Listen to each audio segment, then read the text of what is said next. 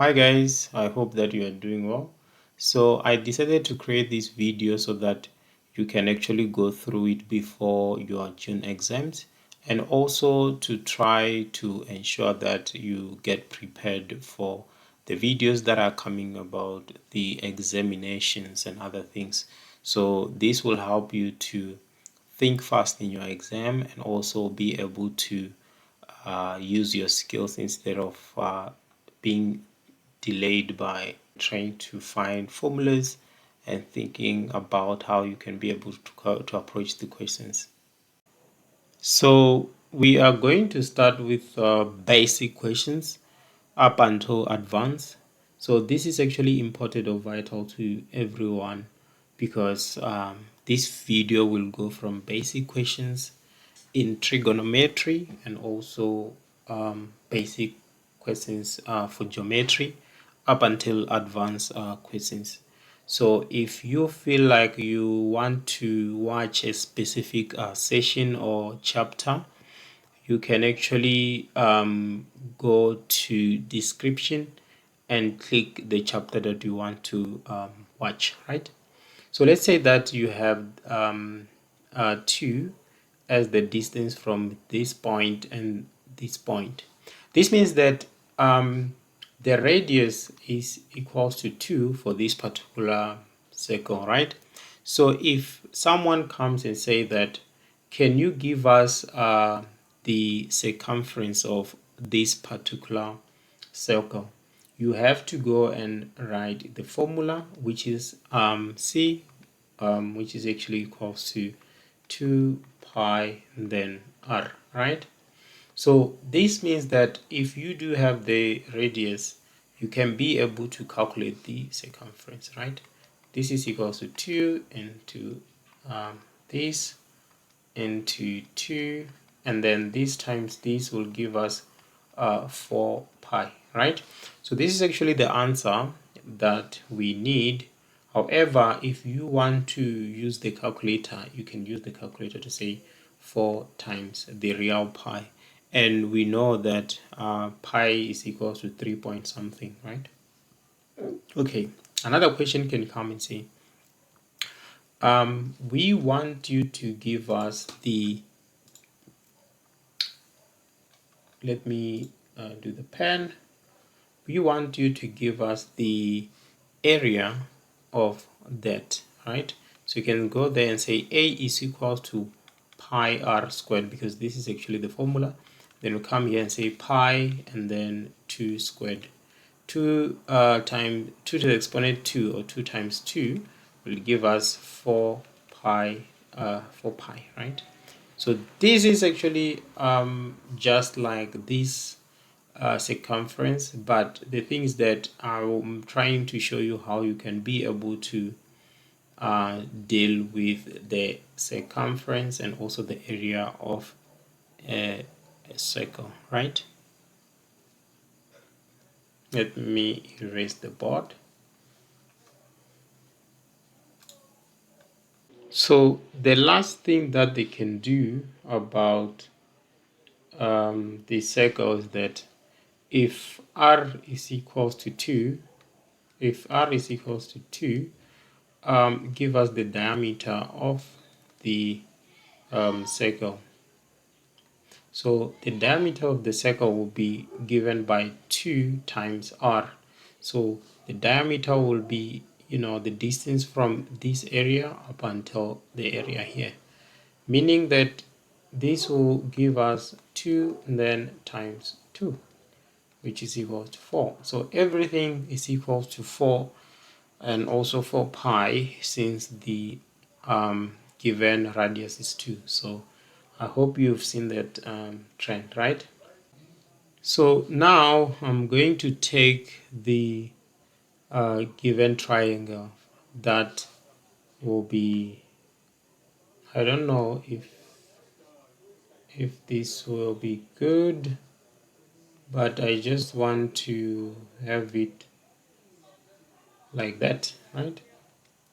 So from this point, I'm going to say that this will be our A, and then this will be our C, let's say that this will be our O, right?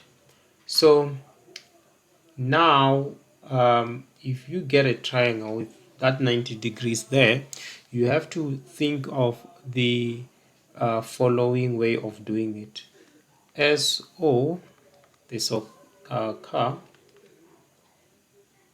right? And then TOA, right? So this will definitely remind you of the formulas that you can use when you are dealing with the sine, the cos, and also the tan, right? So let's start with the sine. The sine says that sine theta should actually be equals to the opposite side and divided by the hypotenuse. So that will be the opposite divided by the hypotenuse, right? And then now we can go for the cos. So maybe cos theta is equals to the adjacent, right? Divide by the hypotenuse, right? So the last one will definitely take the opposite at the adjacent, because that will be the tan theta, which is equals to the opposite all over the given adjacent, right? So from this information, I feel like you should be able to see that the sine and the cos will always be divided by the hypotenuse, right? And they only exchange the opposite and also the adjacent. So this can be something like sine theta is equals to y all over r, and then cos theta will be equal to the given x all over r, and then with tan this will be y and then divided by x, you see. So this is how I used to write them. So I don't think that you can forget if you get to understand these, or you get to understand that sine and cos will always share the hypotenuse and then only exchange the what? The opposite side and also the adjacent side. So I hope that this will definitely help you to understand how you can be able to deal with this structure. And this structure will be ACO, right? So each and every time when there is values here, such as maybe the E, the B, the D, so you should be able to, substitute them to the given variables, as you can see here. Okay, let me now erase the board. And also remember that if you have this given angle here, which is actually facing the opposite side, means that now you can be able to, if you have this angle, you know that this area here is 90 degrees, and with the angle and 90 degrees you can be able to get the remaining angle here. I think that we're going to continue to look at that part.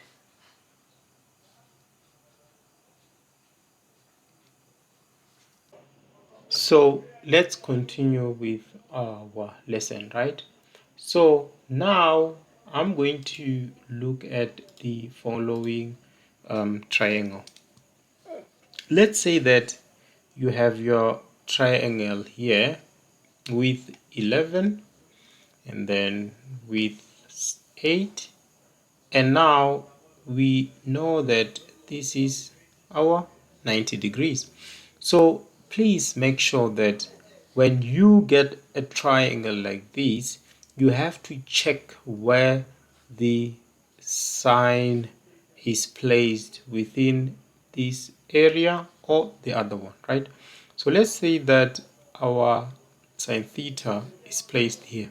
So when you go and say that sine is equals to sine theta is equals to the opposite. The opposite will no longer be this one, but the opposite here will definitely be the side that is actually facing the angle. So the hypotenuse will always be the longest one, right? So this means that this will be our opposite side, right? And then this will be our hypotenuse, and then this one will be our adjacent. So if we know that sine is equals to the opposite side all over the hypotenuse, then it means that we now know that the opposite side, which is 8, will definitely be 8 all over 11. And then the other one will be what? Cos, which is equal to what? This will be the adjacent divided by the hypotenuse. So now, if we do have some value here, we can go and say the value that is there, divide by 11. And then the final one will be the tan, which is equal to, then that will be the opposite all over the adjacent side. So this is very important, and also remember that your tan can be sine all over cos theta, right? This can also equal sine theta all over the cos theta, right? So if you look at this, you'll be able to see that sine is equals to 8 over 11, and then all over what? All over what? The question mark all over 11. And with this, it means that this 11 will definitely be cancelled by this, and then you are going to be left with 8 all over that, which is equivalent to what we have here. So this is actually the most important thing when you are dealing with triangles, right? So I'm going to erase the board and try to change the angle so that you can understand this better.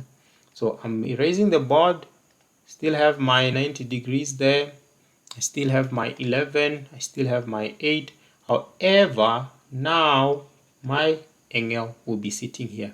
So this means that we go and say, what is the opposite? And then after that, we know that the adjacent will be here. And with this, it means that, let me just place maybe a value this time around and say, the value that we have here can be anything. So remember the r squared, a squared, and b squared, but I think we're gonna get there. So let's say that you have the value which is equals to maybe 2 pi, right? This means that if we go and say that we are looking for sine theta, which is equals to the opposite, that will be d2 pi, and then all over the adjacent, the hypotenuse, and then that will be 11, and then the cos theta will equal the adjacent, which is 8 divided by 11, and then the tan will equals to the 2 pi all over 8, right? So this is how you should be able to check the angle, and then from there you'll be able to determine that this will be your y, and this will be your x, and then maybe this will be your r, right? The longest side will always be the hypotenuse, and you should actually take that into consideration. I hope that you are able to get something from this, so that when you approach all the questions in your exam, then you'll be able to apply these principles. So if we decide to maybe continue with this, right? So I just want to make sure that our triangle is there, 90 degrees, and then maybe our theta will be there, right? So let's say that we are given some values, maybe a 3 and a 6, right? So if they say that determine maybe the value, let's say that here this is your A, and then this is your B, and then this is your C, right? Or maybe R. If they say that determine the value of R, this means that you have to go and say R squared is equals to A squared plus B squared, right? And then with this, we can go and substitute A, which is your 6 squared, and also the B, which is 3 squared, right? So this will help me. I don't need a calculator because in cricket, six balls with six sixes, or six sixes, I don't even know how to place it. That will give you 36. So then the plus of 3 times 3, 336 plus 3 will be 9, right? And then we know that we are looking for R squared, and then this will equal, here we have what? We have a 5 plus 4. So when we add 4 here, we're going to go 40, and then the plus 4, the other one will be 45.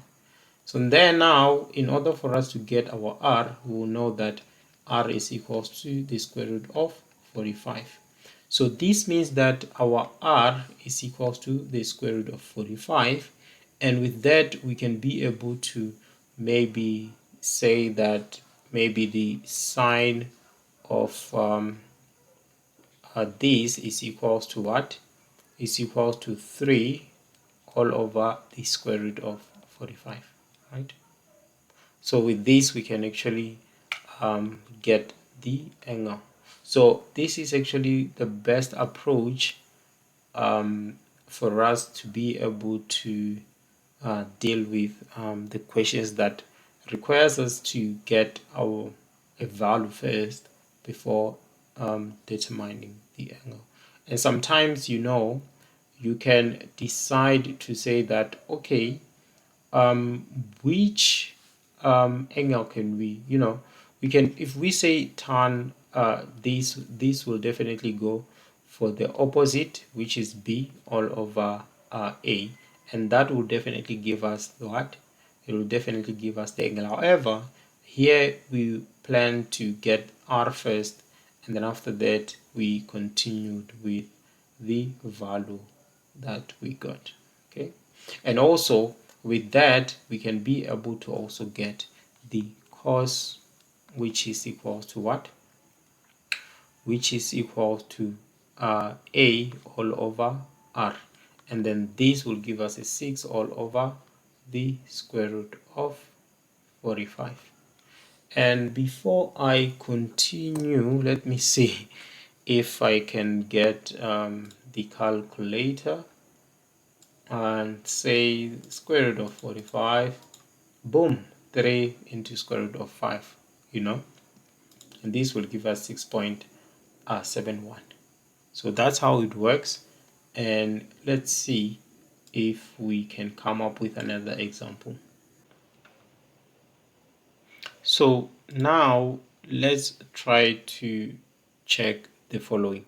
So let me bring back the circle, because I think that the circle should be able to help us with this example, right? So let's say that we get a question that says that sine of the angle is equals to 8 all over 17, right? So, and this particular angle is sitting between 0 degrees, maybe less, and then less 90 degrees, right? So we know that we have our 90 degrees that will definitely be formed here, and with that we are going to say 90 degrees will be here, right? Then we have 180, and we have our 0 to 360, right? And remember, this will definitely be our quadrant 1, and then this one will be our Q2, and then Q3, and then Q4, right? Remember that here the y-axis is plus plus. Plus plus means that the y-axis is in the positive direction, and then here the x-axis will be plus plus, and this means that here the x-axis is in the positive direction, right? And then down here the y will be minus minus, which means that down here this will be the negative direction, and then here our x will definitely be the minus minus, and that means that we are in the negative area. So what about us having the 0, which this which is greater than 0, and also less than 90, and 90 is here? So it means that our angle will be lying in this area, like here. So now we can go and maybe draw our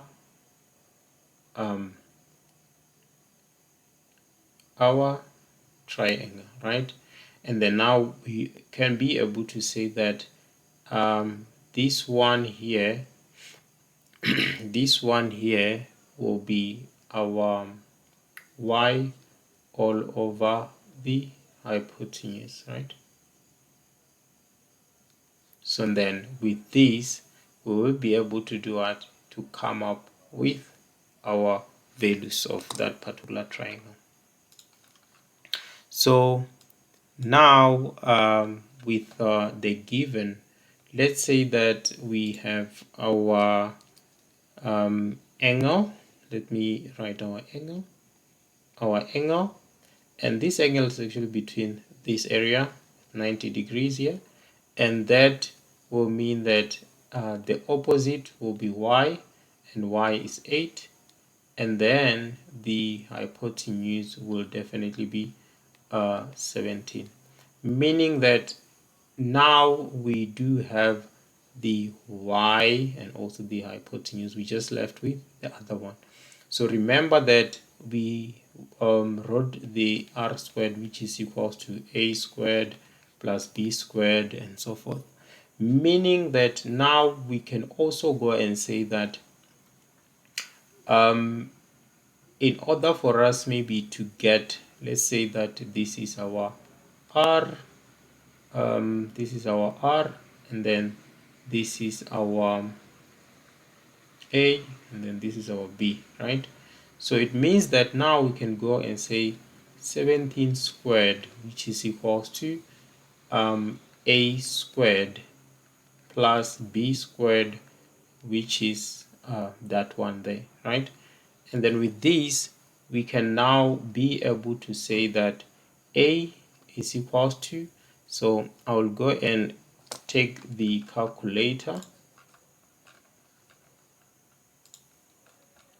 I'll go and pick the calculator and say, let me just write everything down as it is. 17 squared, then this will be the minus minus, 8 squared will be equals to, right? So let me do the math. This will be 17 squared, and then that minus 8 squared. So this will give me,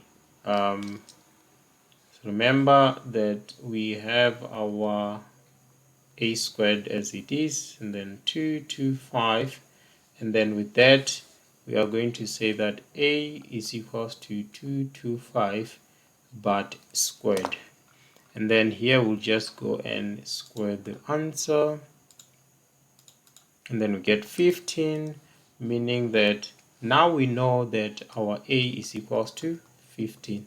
So now we can go there and say that A is 15.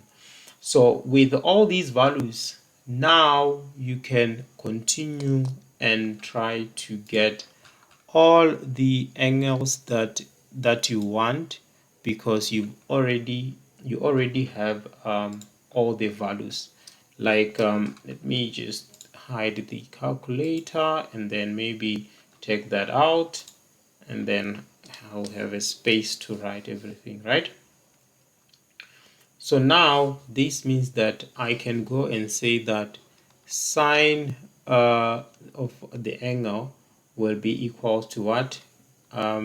8 all over 17, and then the cos of the angle will be equal to this, which is 15 all over 17, and then the tan will equal opposite all over adjacent. So now you know that if you get a question that has a specific range in it, you should be able to determine that particular range, or where the angle is positioned based on the given range that you do have here. It's either it's actually around Q1, Q2, Q3, and also Q4. You just have to see and try to determine where they are pointing to this, because this is the main goal. Is greater than 0 because it's somewhere this side, but less than 90 degrees, and 90 degrees will be here. Anything less than 90 degrees will be pointing this side, so everything will be in Q1. So that's how you determine it, you know. So if they say maybe the angle is sitting maybe somewhere where, you know, greater than 90 degrees, but less than 180 degrees. It means that greater than 90 degrees but less than 180 as given, you see. So that's how you can be able to determine the area where the angle is situated.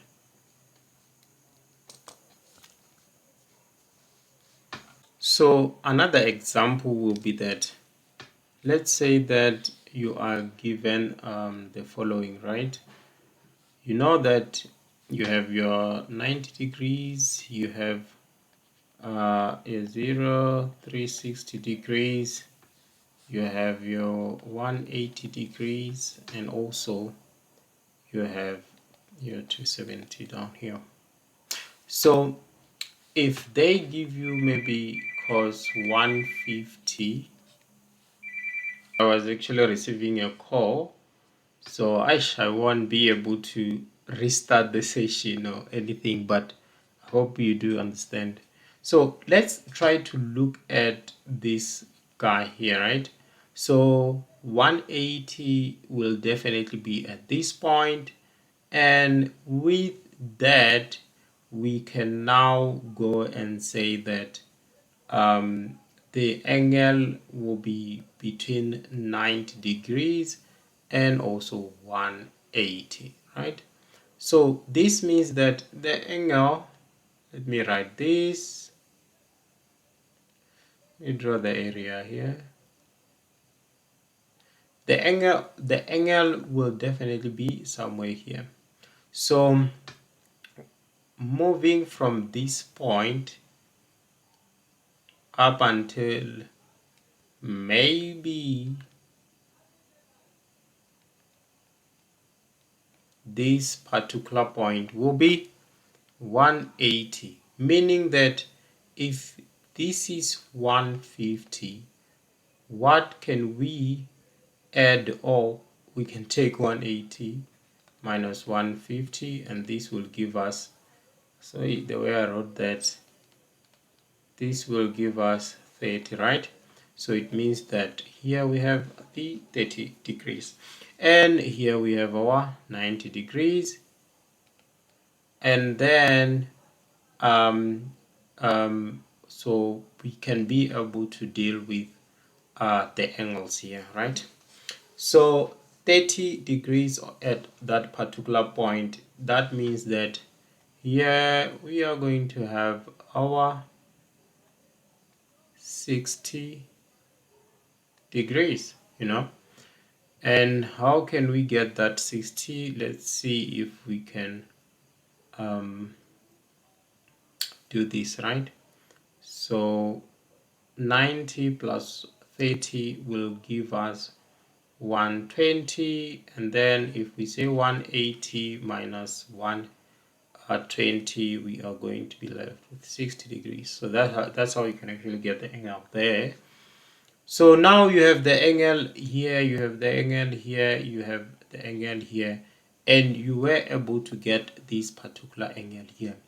So if we want to maybe, just maybe, get the values based on this particular angle, like, okay, you have the cos of 150, and the cos of 150, let's use a calculator, because I mean that's the best thing that we can actually use. So what is cos 150? Cos 150 will be equal to this, right? Like that particular value there, meaning that since we know that this will be 3 all over 2, right? So this is our hypotenuse, and the top part will be adjacent, right? So with maybe this 30 degrees here, right, the opposite side will be OPP, and then the adjacent will definitely be the square root of 3, negative square root of 3, and then the other part will definitely be represented by 2. So you can actually go and ask yourself that why do we have the negative 3 here? It's just because of the fact that at this particular area, our x, remember last time, is negative, and then any value here at this point, you see this y axis will definitely be y negative negative. So that is why, sorry, that is why now you have this particular value there as a negative. So this means that if we want the opposite side, we can go and say 2 squared is equals to, and then let's say that this is our a, and then this is our b. So meaning that this will be our c, or r. R squared is equal to a, which is negative this, and then the last maybe b squared, right? So let's go and try to calculate this. Sorry, what have I done? So I'm going to calculate this, right?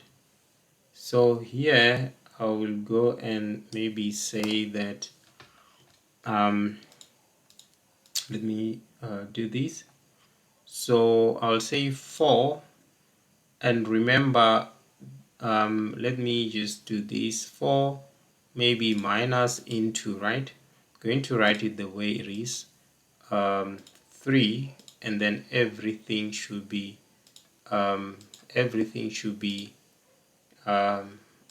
squared, right?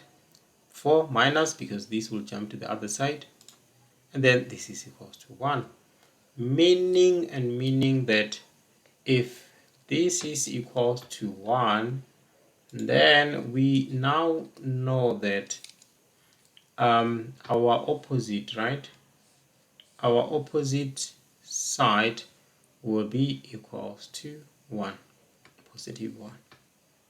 You see, this will definitely be 1. So we were looking for b squared, and b is equals to the square root of 1, which is equals to 1.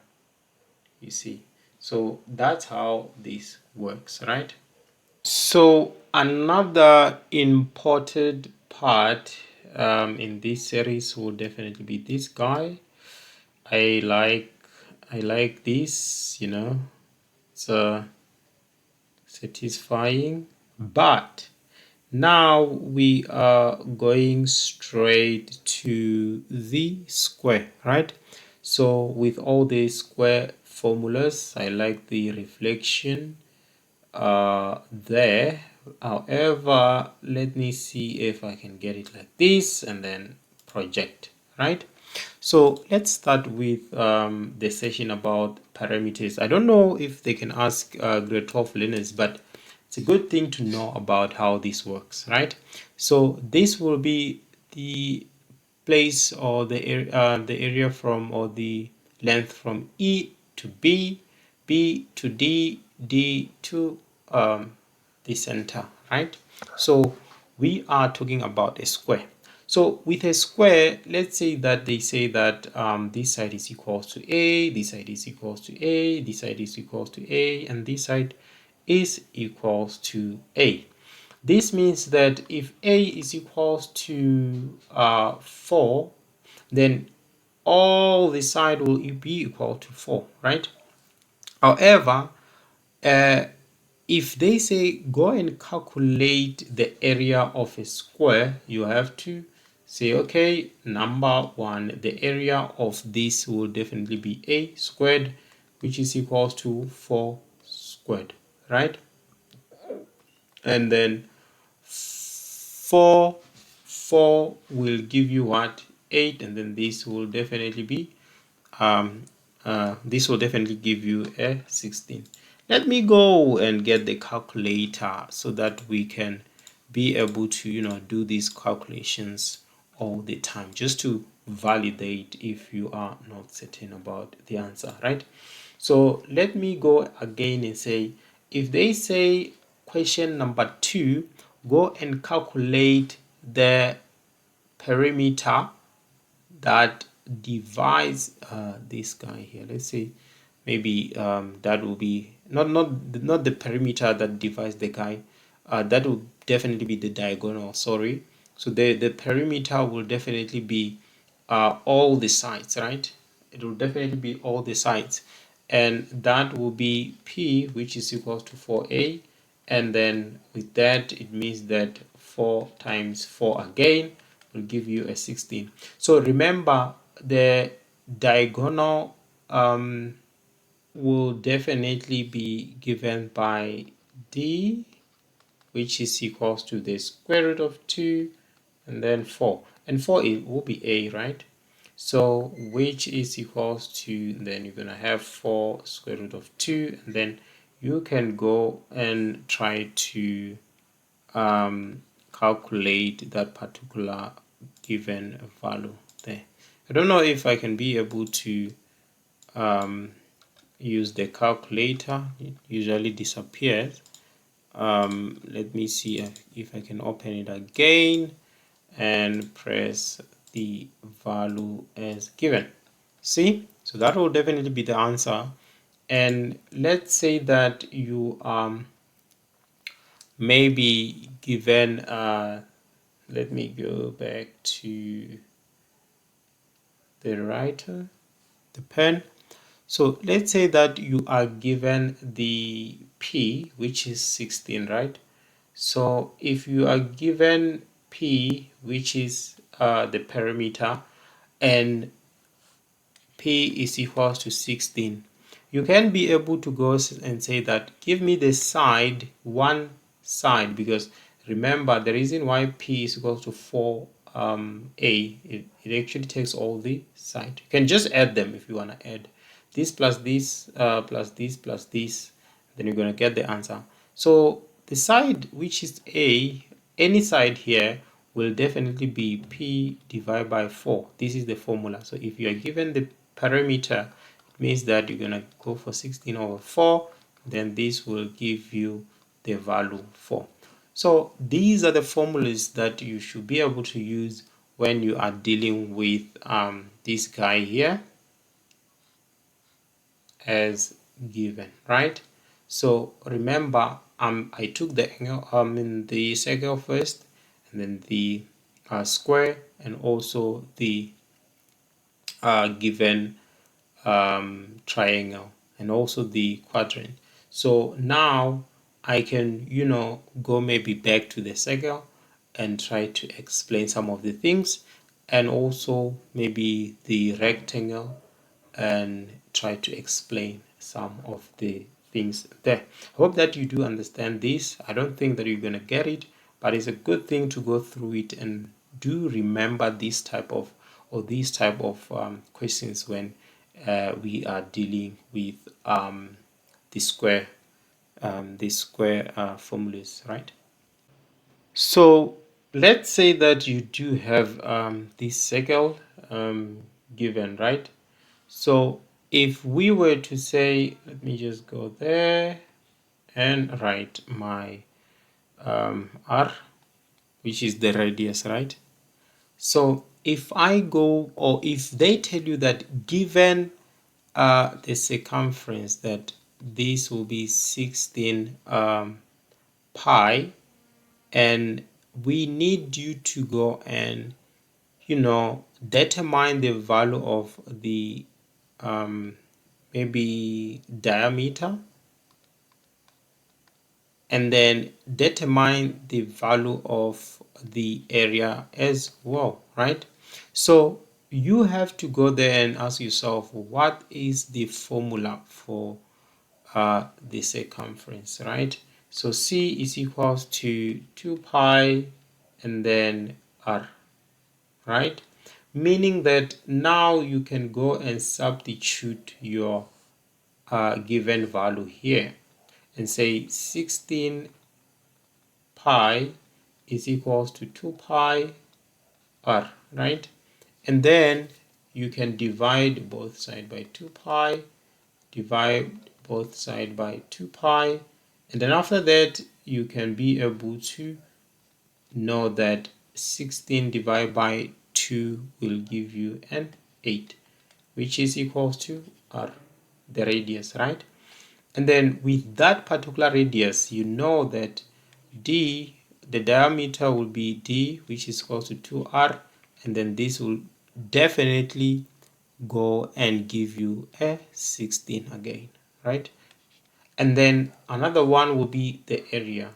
So the area is equal to pi r squared. So you only need an r to get the pi, and that will be a, which is equal to pi and then 8 squared. So with that, you can be able to go and perform everything with maybe the calculator and say that what is the value of this guy. So this will end up giving us what? 6,4. Oh my god, what did I erased the circle, pi. Let me go and try to get this guy here. So that will be 6,4 pi, right? So I just want to make sure that I have everything in place, right? But if you want to get maybe a true value, let's say maybe I just want to see what you can get. Then when you do this, and then you can write maybe your value, if you want to write your value here as given, right, to decimal places. So yeah, this is actually the area of that particular given circle. So I feel like when you are given such questions, you should be able to come with the formulas and try to see what type of what type of a formula can I use in order for me to tackle the questions, because they usually give you some answers in order for you to get other answers that they require. So I hope that even this will definitely help you to tackle some questions in the exam, and also to help you when you are watching the other exams questions. So now we have to talk about the rectangle, right? So with the rectangle, we do expect maybe the length, right? And also the width.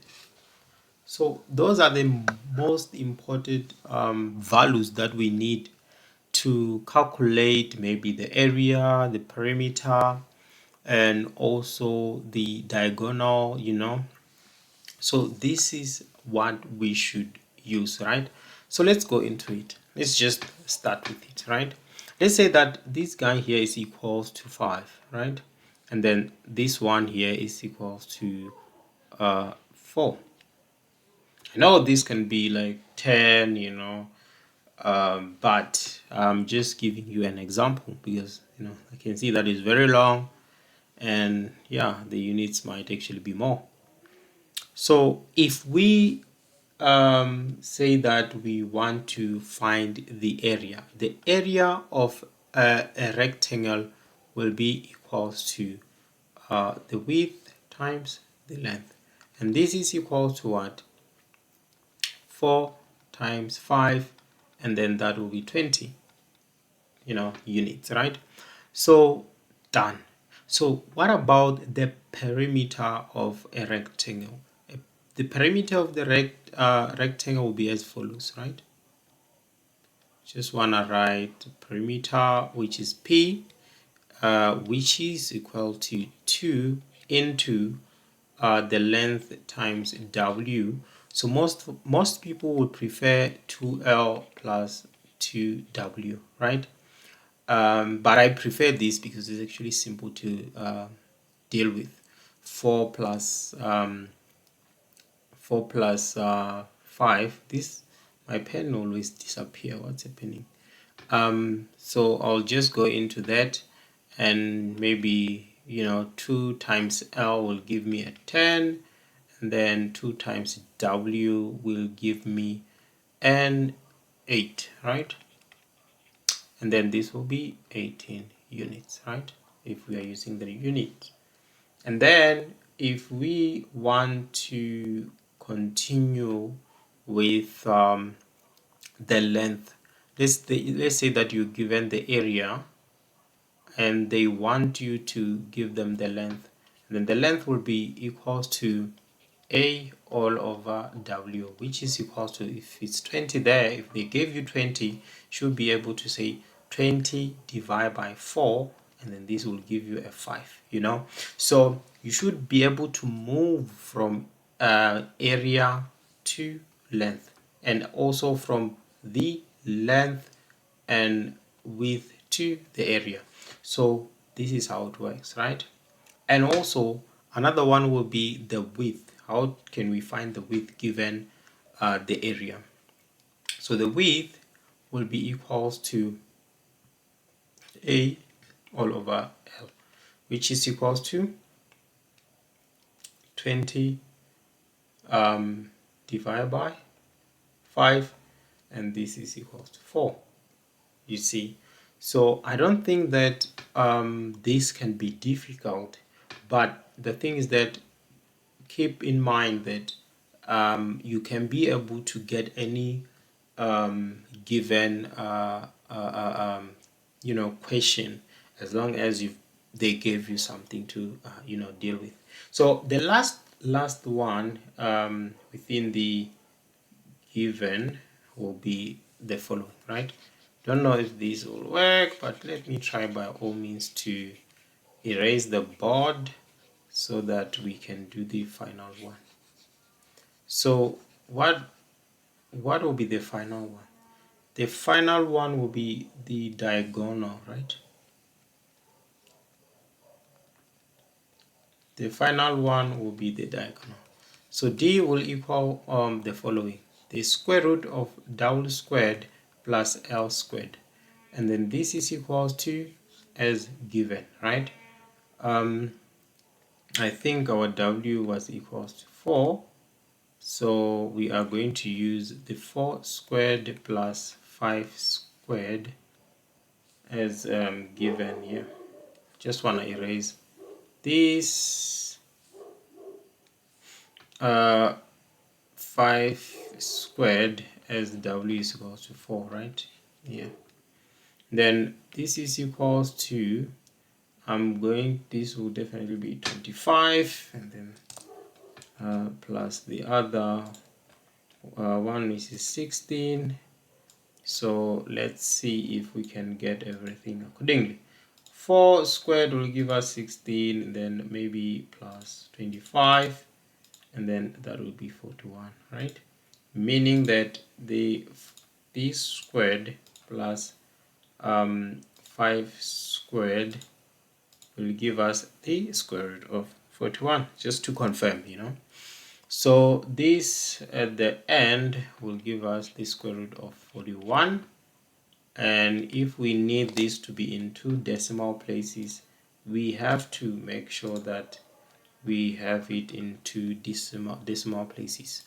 Don't know why it disappeared, but I'm going to open it and try again. And then that will give us 4, 0 at the end, so 6, 4, 0. This is the answer. So I hope that you do understand this and you are getting prepared to watch the exam question papers with the understanding of the basic approach towards trigonometry and also the geometrical part of it. So another one will definitely be this guy, right? So if they come and say to you that go and find maybe the area of the, let's say, following trapezoid, right? So if you are given, let's say, 10 here, and then down here you have 15, right? This means that you are dealing with the first base, right? You are dealing with the first base, right? And the first base will definitely be base 1. And then the other base will be base 2. And also the distance or maybe the height of this particular trapezoid will be maybe, let's say, 5 from here to here, maybe 5 units. And with that, we should be able to find the area of this particular trapezoid. So this will be given by the following area formula. So this will be 1 over 2 multiplied by base 1, the plus of base 2, and then all will be multiplied by the height, which is the 5, right?